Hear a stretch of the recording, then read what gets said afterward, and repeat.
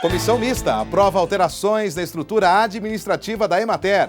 E no projeto cultural da semana, a exposição da artista Elizabeth Almeida. Esses são os destaques desta edição do Repórter Assembleia.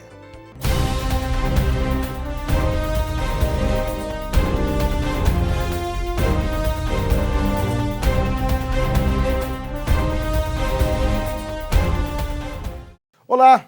A Comissão de Constituição, Justiça e Redação apreciou hoje, durante reunião, processos que estavam em andamento na comissão. Confira na reportagem. Logo após a distribuição de matérias, alguns parlamentares pediram a palavra para se solidarizar e também debater acusações contra o deputado Álvaro Guimarães. A imprensa e a polícia levantaram a hipótese de que o crime ocorrido em Itumbiara, às vésperas das eleições, teria motivação política. Álvaro agradeceu as palavras dos deputados e se posicionou sobre o caso, lembrando de sua trajetória política ao lado de Zé Gomes, e que aguarda uma retratação das autoridades. Zé Gomes, eu apoiei ele 7 candidaturas dele. 2 para prefeito, uma que nós elegemos, inclusive o Zé Antônio, que foi vice do Chico Bala nessa última eleição. Apoiei todos os candidatos a deputado. Depois que ele deixou de ser candidato a deputado federal, eu apoiei todos os candidatos que ele me pediu, inclusive o Jovair Arantes, pai do deputado Henrique Arantes. Apoiei ele 4 vezes para deputado federal.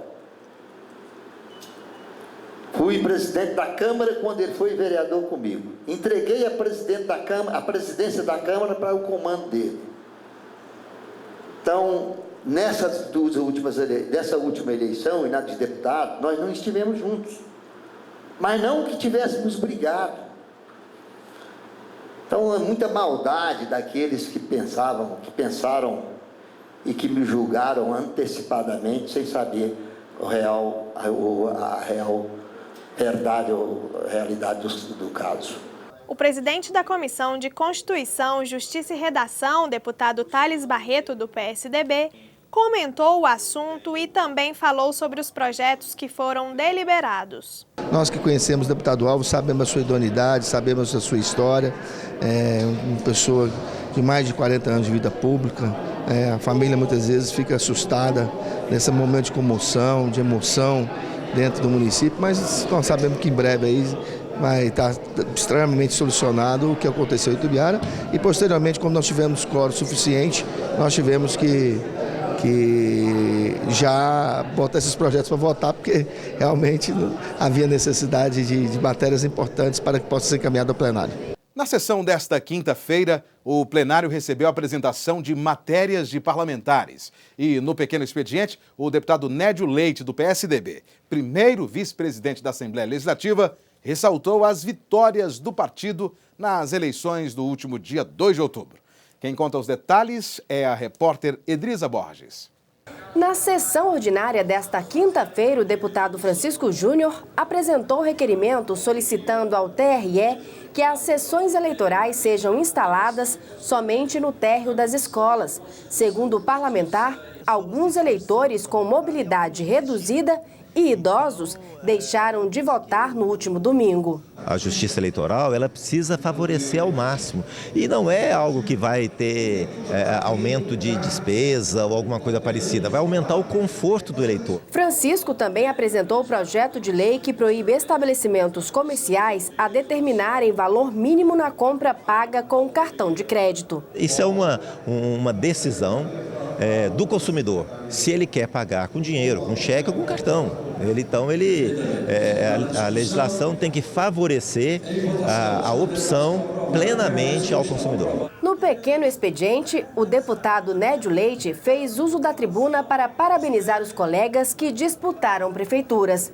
O parlamentar também lamentou o falecimento do então candidato à prefeitura em Itumbiara, José Gomes da Rocha, do PTB, morto em um atentado no último dia 28. Lamentamos muito a perca do nosso amigo Zé Gomes e o deputado Zé Antônio. Eu tenho certeza que ele não gostaria nunca de assumir uma prefeitura nessa condição, mas nós também temos que dar força a ele, louvar a Deus por ele, para dar equilíbrio, dar sabedoria para ele tocar essa prefeitura, uma prefeitura de um grande município. Após a ordem do dia, o presidente Hélio de Souza informou que a próxima sessão ordinária será na terça-feira, às 9 horas da manhã. Apenas transferimos a sessão de terça-feira, dia 11, das 15 horas para as 9 horas da manhã.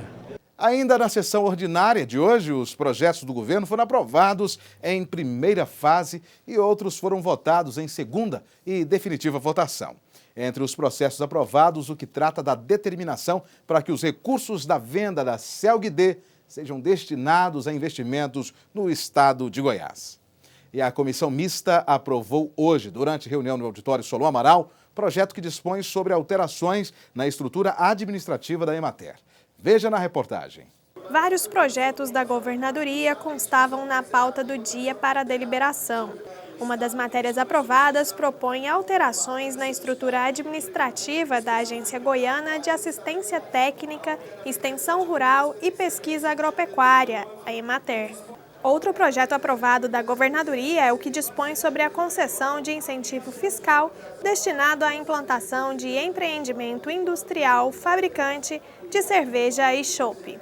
Os deputados Bruno Peixoto, do PMDB, e Mané de Oliveira, do PSDB, apoiaram e participaram de audiência pública realizada na noite desta quarta-feira pelo ICCP, Brasil Instituto Cidadão Consciente e Participativo, para debater a degradação do ecossistema da bacia do Rio Araguaia. O Rio Araguaia está morrendo.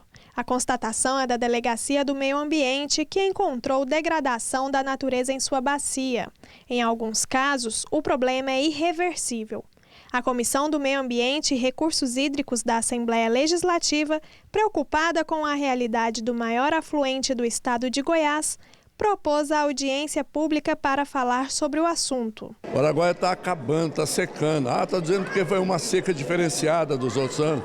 Não é, entendeu? Porque ultimamente os lagos, para as pessoas entenderem, que abastecem a água do rio, os lagos que são os criatórios dos peixes, que todos os anos saem e vão para o rio, eles estão usando a água desses lagos para fazer grandes irrigações de soja. Então não tem como conviver uma coisa com a outra. Ou planta soja, ou o Araguaia, se continuar usando isso, o Araguaia vai secar mesmo. O presidente do Instituto Cidadão Consciente e Participativo, Marcelo Conrado, explica a atual situação do Rio Araguaia. Esse ano ocorreu o problema das retiradas de água, né?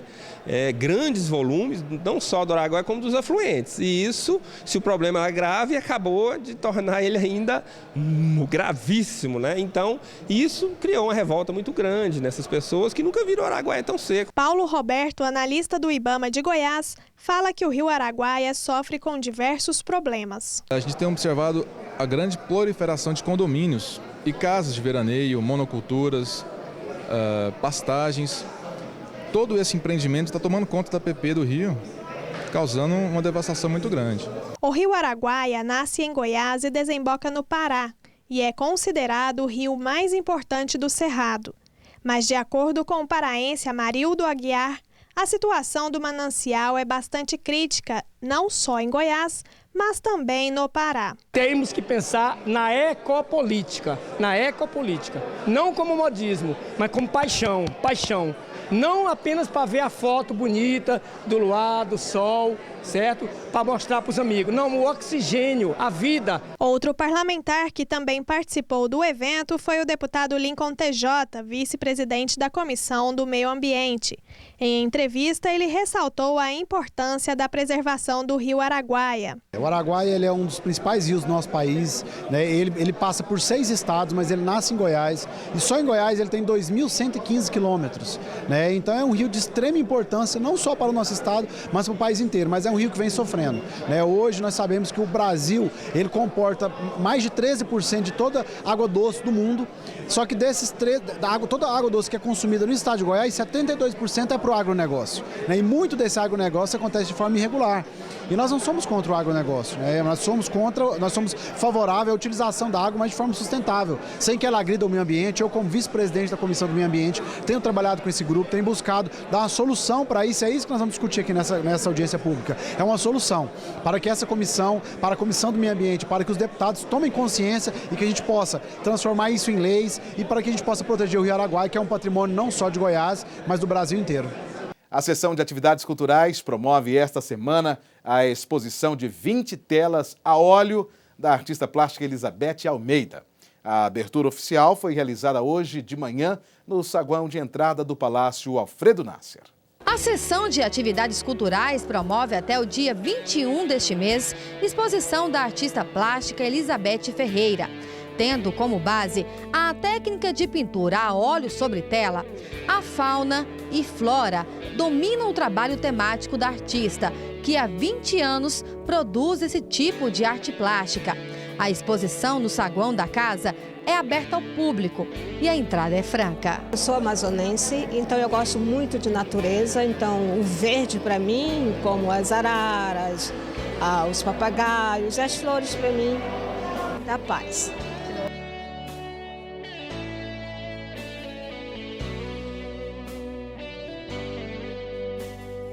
Dois programas estreiam hoje na programação da TV Assembleia. Você vai poder conferir o programa Ação Parlamentar com a participação do deputado Ernesto Roller, que foi eleito prefeito de Formosa, e também uma entrevista com o deputado Renato de Castro, eleito em Goianésia. Os parlamentares falam dos desafios e propostas para as prefeituras desses municípios. Meu objetivo é o de ser o melhor prefeito que Formosa já teve. Eu me preparei para isso, exerci funções políticas e administrativas que me deram muito preparo para eu colocar a serviço da população todo esse conhecimento que adquiri, no sentido de fazer com que os serviços públicos em Formosa sejam eficientes. Minha passagem aqui vai ser de muita valia, porque a experiência adquirida aqui nós vamos utilizar para relacionar com a Câmara de Vereadores. A maioria deles são os amigos, né, os vereadores do nosso lado, e tem os da oposição. E mesmo dentro da oposição, a maioria deles são amigos nossos. Então eu não vejo dificuldade em relacionar com a Câmara de Goianésia. Vale a pena você conferir. E esta edição do Repórter Assembleia termina aqui. A você uma ótima noite e até mais.